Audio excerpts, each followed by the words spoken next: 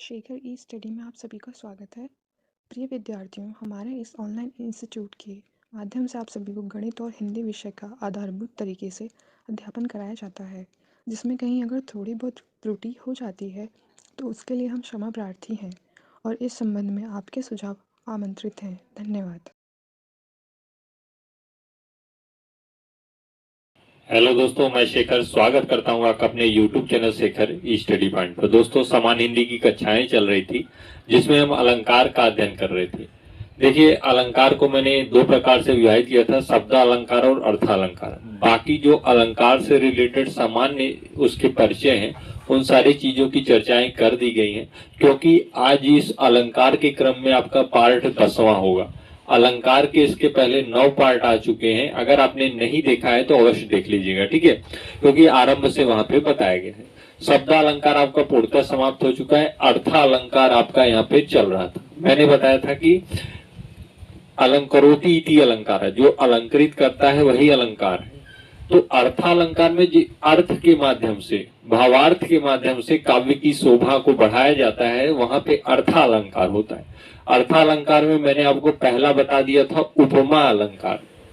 उपमा अलंकार में मैंने उपमा अलंकार के 4 अंग बताए थे: उपमेय, उपमान, साधारण धर्म और वाचक शब्द। उपमेय, उपमान, साधारण धर्म, वाचक शब्द। अब देखिए, उपमेय और उपमान और साधारण धर्म, वाचक शब्द ये आपको अर्थालंकार में मिलते रहेंगे, इसलिए आपको इन चारों अंगों के विषय में विस्तृत अध्ययन करना था। मैंने उन सारी चीजों की चर्चाएं कर दी थी कि उपमेय क्या होता है, जो प्रत्यक्ष हो, जिसके बारे में बात की जा रही हो, वही उपमेय होता है। उपमान क्या होता है, जिससे तुलना की जा रही है, वही उपमान है। जो अप्रत्यक्ष है, जिससे उपमेय की तुलना की जा रही है, वही उपमान है। वह क्या है, उपमान अप्रत्यक्ष होता है, उपमेय प्रत्यक्ष होता है। स्वयं की आप बात कर रहे हैं, आप प्रत्यक्ष हैं, आप उपमेय हैं। आप अपनी तुलना जिससे कर रहे हैं, हो सकता है वो यहाँ पे ना हो, वह अप्रत्यक्ष हो, वह उपमान का कार्य करेगा, ठीक है। बाकी साधारण धर्म क्या होता है, जो ऐसा गुण जो उपमेय और उपमान दोनों में हो, वो साधारण धर्म कहलाता है, ठीक है। मैंने उदाहरणों के माध्यम से इन सारी चीजों को बताया था इसके जस्ट पीछे के पार्टों में, ठीक है। और वाचक शब्द क्या होते हैं, सा, सी, सरिस, ये सारे शब्द क्या है, वाचक शब्द होते हैं, ठीक है। उसके बाद मैंने उपमा अलंकार में उसके 3 प्रकार बताए थे: पूर्णोपमा, लुप्तोपमा, मालोपमा।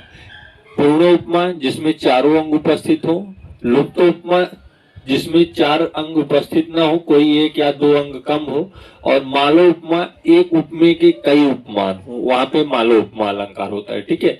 तो इन सारी चीजों की चर्चाएं की जा चुकी हैं, आप पीछे के पार्ट अवश्य देख लीजिएगा। उपमा अलंकार बहुत महत्वपूर्ण है, उपमा अलंकार से प्रश्न बनते हैं। आज आपका होगा रूपक अलंकार। उपमा के बाद आज अगला है रूपक अलंकार। उम्मीद करते हैं उपमा अलंकार आप समझ गए होंगे। उपमेय क्या होता है, उपमान क्या होता है, साधारण धर्म क्या होता है, वाचक शब्द क्या होता है, इन सारे चीजों को आप अच्छे तरीके से समझ गए होंगे। अगर फिर भी आपको कहीं कंफ्यूजन है तो जस्ट इसके पीछे के पार्ट को अवश्य देखिएगा, ठीक। देखिए, रूपक अलंकार परिभाषा क्या है, नाम से ही स्पष्ट है रूपक, ठीक है, नाम से ही स्पष्ट है रूपक। अब आप इसकी डिफिनेशन समझिएगा। जहां उपमेय तथा उपमान में कोई भेद न रह गया हो। जैसे इसके पहले क्या था, हम उपमेय की तुलना उपमान से करते थे, ठीक है। जैसे मुख चंद्रमा सा है, मुख चंद्रमा सा है, तो मुख की तुलना चंद्रमा से करते थे। सा क्या था, वाचक शब्द लगा था। वहां पे क्या था, उपमेय की तुलना उपमान से की जाती थी, मतलब उपमान को एक आदर्श माना जाता था कि मुख कैसा है, चंद्रमा सा है। इसका मतलब चंद्रमा क्या है, बहुत ही शांतशील और खूबसूरत चीज है।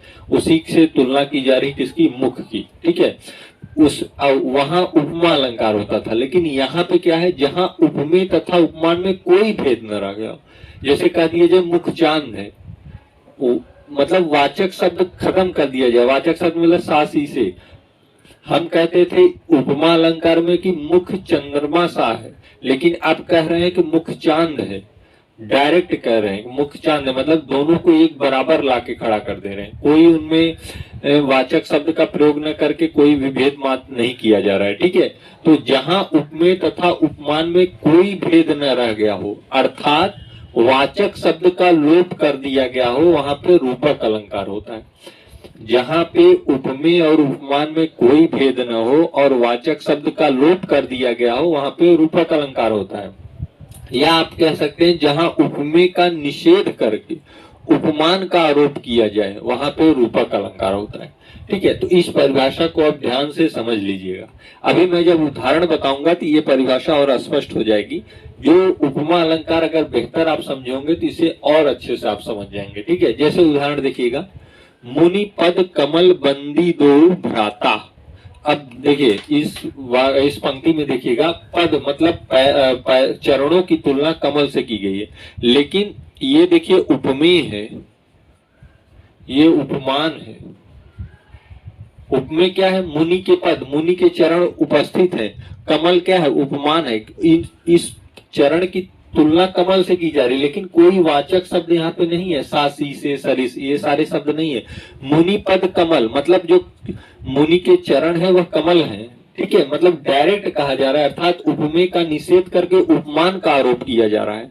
तो पद को सीधे सीधे कमल कहा जा रहा है, ना कि तुलना करके पद सा मुनि पद कमल सा, मुनि पद सा कमल, मुनि पद कमल सा, ये ऐसा नहीं कहा जा रहा है। केवल डायरेक्ट कह रहे हैं मुनि पद कमल, मतलब उपमान पर आरोप हो रहा है उपमेय का निषेध करके। जहां उपमेय तथा उपमान में कोई भेद ना हो, जैसे पद है मतलब जैसे मुनि के चरण है वैसे ही कमल है, कोई भेद नहीं है, अर्थात वाचक शब्द का लोप हो जाए। देखिए यहाँ पे कोई वाचक शब्द नहीं है। सा सी से सरिस ये वाचक शब्द होते हैं, यहाँ पे कोई उपस्थित नहीं है। इसमें कौन सा अलंकार? रूपक अलंकार।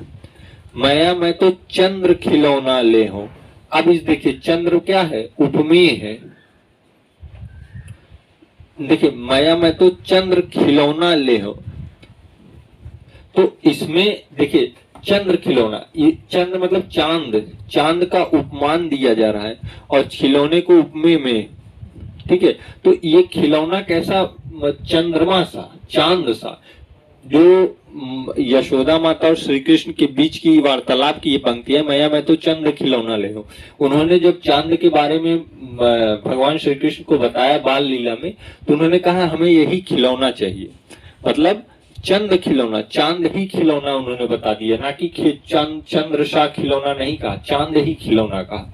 तो डायरेक्ट उपमान का आरोप लगा दिया। ठीक है, तो चंद खिलौना, इसमें देखिए कोई भी वाचक शब्द नहीं है। सा सी सरिस डायरेक्ट क्या है? उपमेय का निषेध करके उपमान पर आरोप है। ठीक है, उपमेय तथा उपमान में देखिए कोई भेद नहीं है, मतलब वो चांद को क्या समझ रहे हैं? चांद न समझ के चांद का कोई खिलौना समझ रहे हैं, मतलब कोई भेद नहीं, जैसा खिलौना वैसा चांद, अर्थात वाचक शब्द का क्या है? यहाँ पे लोप है। तो क्या है? रूपक अलंकार है। ठीक है, आइए कुछ और उदाहरण देखते हैं। देखिए अगला उदाहरण देखिए, चरण कमल बंदो हरिराई। अब देखिए इस पंक्ति में चरण कमल मतलब चरण और कमल को एक ही स्थान दिया गया है। जिस तरीके से पद मतलब चरण है वही कमल है। वाचक शब्द का लोप है, अर्थात उपमेय तथा उपमान में कोई भेद नहीं है, मतलब कमल की जो विशेषता है वही चरण की विशेषता है, कोई भेद नहीं किया गया है। वाचक शब्द सासी से सरिस को लोप कर दिया गया है।